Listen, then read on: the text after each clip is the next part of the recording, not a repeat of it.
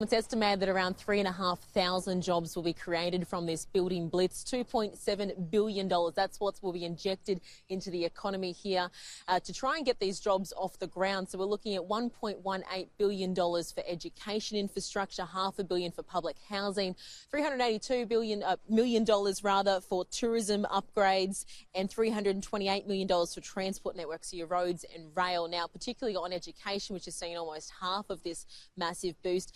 That'll be used to help build 10 new schools, including the Clifton Creek State School, which burnt down during the summer's bushfires. It'll also be upgrades to 57 others in what the state government says will provide extra space for around 22,000 Victorian students. Now, the government says that most of these jobs will come within the next 3 to 6 months, while work on some of the public housing will start next week. Instead of perhaps doing something in 2.5 or 3 years' time, it's planned, it's ready, we're bringing it forward, providing the cash to get this done. And we've made a really conscious judgment that there's always a place for really big projects, hundreds and hundreds of millions, but at this time, the better thing to do is to do lots of smaller projects.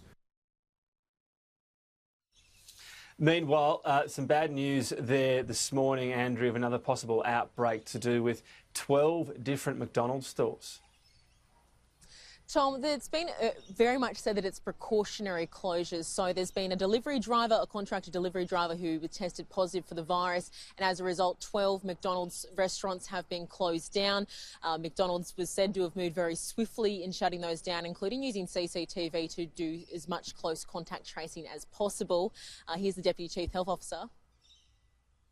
They have done really extensive investigations via CCTV and again are not taking any chances, so have closed all of those stores for a deep clean and identified a number of staff who've had any contact really with that person to go on to quarantine.